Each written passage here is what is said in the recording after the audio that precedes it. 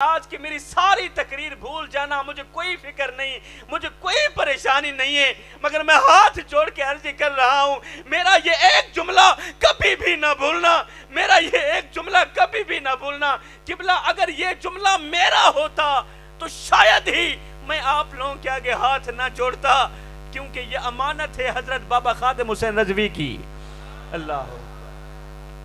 یہ مرد مجاہد کی امانت ہے، یہ مرد کلندر کی امانت ہے۔ اس مجمع کے اندر کوئی سیاسی بندہ بیٹھا ہو، کوئی یہ سوچ رہا ہو کہ شاہ صاحب خادم حسین رضوی کا نام لے کے کوئی اپنی سیاست چمکا رہے ہیں، میرے بھائی میرا کسی سیاسی جماعت کے ساتھ کوئی تعلق نہیں ہے، میرا کسی سیاسی تحریک کے ساتھ کوئی لینا دینا نہیں ہے، مگر قسم اللہ پاک کی وہ ختم نبوت پر پہرا دینے والا، وہ ناموس رسالت پر پہرا دینے والا، وہ حضور کی عزت پر پہرا دینے والا خادم حسین رضوی قسم اللہ پاک کی وہ اس صدی کا اللہ کا ولی تھا، اور صرف ولی نہیں تھا، وہ میرا مرشد بھی تھا۔ اللہ اکبر۔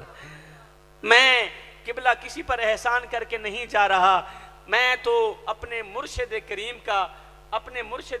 کا ایک جملہ آپ لوگوں تک پہنچا کے اجازت چاہ رہا ہوں، اجازت لے رہا ہوں، کیونکہ قبلہ میرے بیان کا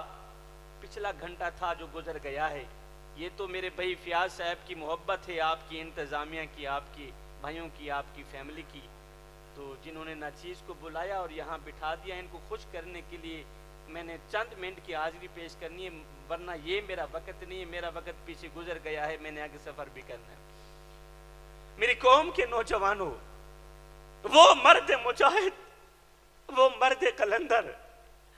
حضرت بابا خادم حسین رضوی جب اس دنیا فانی سے جا رہا تھا نا، تو جانے سے پہلے قوم کے نوجوانوں کے آگے ہاتھ جوڑے، بدن کامتا ہے،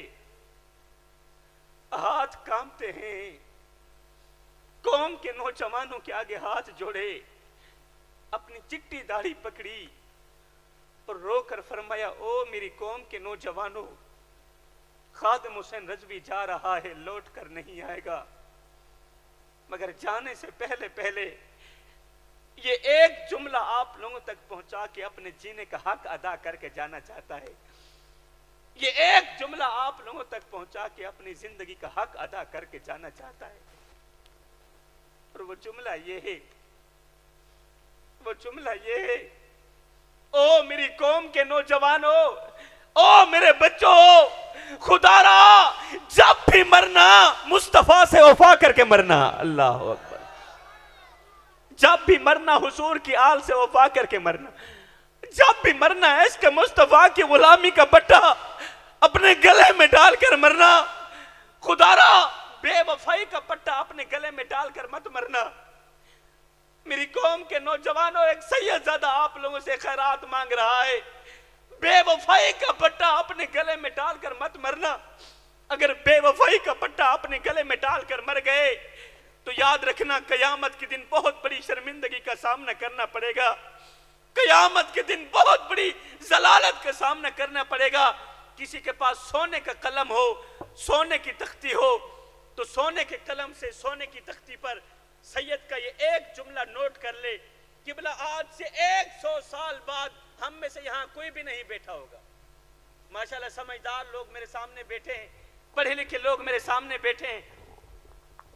قبلہ آج سے 100 سال بعد ہم میں سے یہاں کوئی بھی نہیں بیٹھا ہوگا، ہم سب کے سب لوگ مر جائیں گے، آج سے 100 سال بعد ہم سب کے سب لوگ چلے جائیں گے، کچھ اس طرح جائیں گے، کوئی ہمارا نام لینے والا نہیں ہوگا، کوئی ہماری کہانیاں چھیڑنے والا نہیں ہوگا، کوئی ہمارے تذکرے کرنے والا نہیں ہوگا، ہمارے نام کی سرخیاں بھی مٹا کے رکھ دی جائیں گی، کیونکہ یہ جو جسم ہے نا، یہ جو باڈی ہے نا، جس باڈی پہ تجھے مان ہے،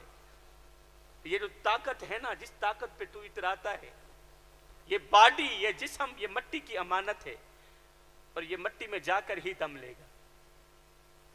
یہ جو جسم ہے، آپ قبرستان کا وزٹ کریں،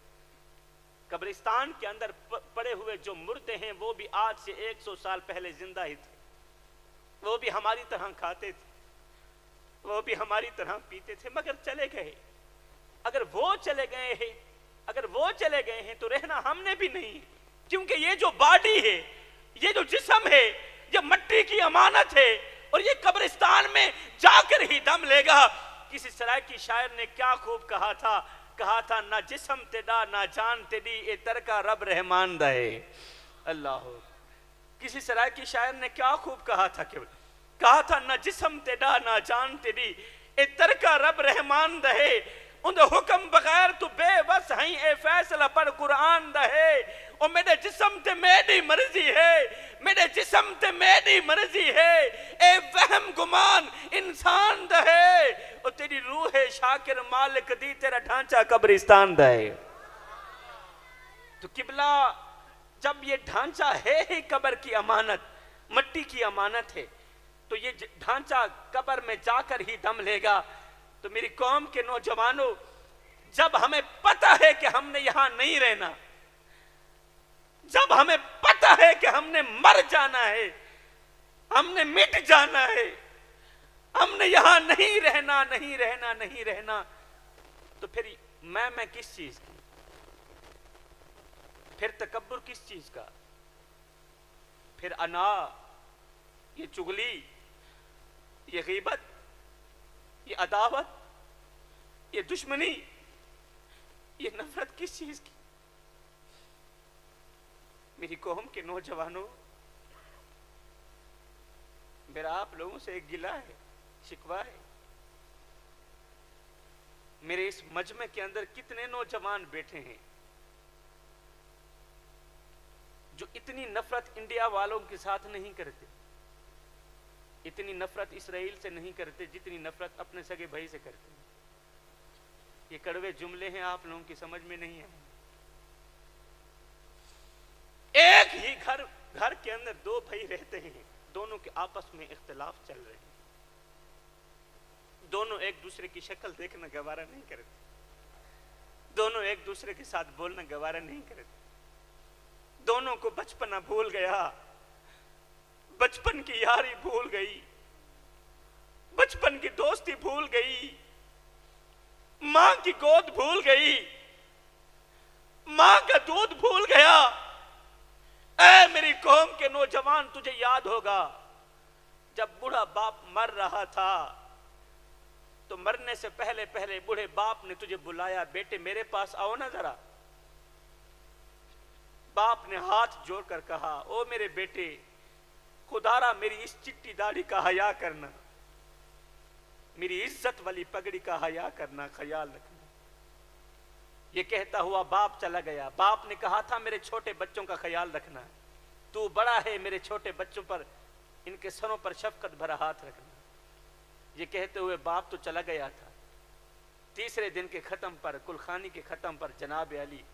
4 بزرگوں نے تجھے اٹھایا، باپ کی عزت والی پگڑی اٹھائی، تیرے سر پہ رکھ دی، اور ساتھ میں یہ بھی کہا کہ تو نے چھوٹے بھائیوں کا خیال رکھنا۔ 4 دن تو چھوٹے بھائیوں کی فکر کرتا رہا۔ 4 دن کے بعد آہستہ آہستہ تو فرعونیت والا روپ دھارنے لگا۔ پھر آہستہ آہستہ تو نے چھوٹے بھائیوں کی زمینیں قبض کر لی، زمینیں ہڑپ کر لی، چھوٹے بھائیوں کا حق کھا گیا، باپ کی وراثت میں سے چھوٹے بھائیوں کو حصہ نہ دیا، باپ کی وراثت میں سے چھوٹی بہنوں کو حصہ نہ دیا۔ آج تیرے کتے دودھ پی رہے ہیں، تیرے بھائی کے چھوٹے چھوٹے بچے ایک وقت کی روٹی کے لیے ترس رہے ہیں۔ کیا منہ دکھائے گا بوڑھے باپ کو قیامت کے دن؟ کیا منہ دکھائے گا بوڑھی ماں کو؟ اللہ اکبر۔ آج میری قوم کا نوجوان، اس کا حال تو یہ ہے، اپنا بازو اٹھاتا ہے، طاقت کا مظاہرہ کرتے ہوئے کہتا ہے، اپنی مونچھ پہ ہاتھ رکھتے ہوئے کہتا ہے میں اس کا خاندان اجاڑ کے رکھ دوں گا، یہ مجھے جانتا نہیں۔ دوسرا کہتا ہے خاندان تو کیا، میں تو اس کی ساتوں نسلیں تباہ کر کے رکھ دوں گا، یہ میری طاقت سے واقف نہیں ہے۔ ارے تو ہے کون؟ کیا اوقات ہے تیری اوقات تو یہ ہے کہ تجھے اپنی اوقات کا پتہ نہیں۔ تیری اوقات تو یہ ہے کہ جب تو دنیا میں آیا تھا تو لوگوں نے ہی تیرے ننگے وجود کو ڈھانپا تھا، اور جب تو دنیا سے گیا تھا، مرا تھا، تو لوگوں نے ہی تیرے ننگے وجود کو ڈھانپ کر تجھے رخصت کیا تھا۔ تو غرور کس بات کا کرتا ہے؟ تو یہ میں کس بات کی کرتا ہے؟ جب بات آئی نا میں کی، میرے مجمع کے اندر 2-4 بندے بیٹھے ہیں جو میں کی جناب اعلیٰ آگ میں جل رہے ہیں، جو نفرت کی آگ میں جل رہے ہیں،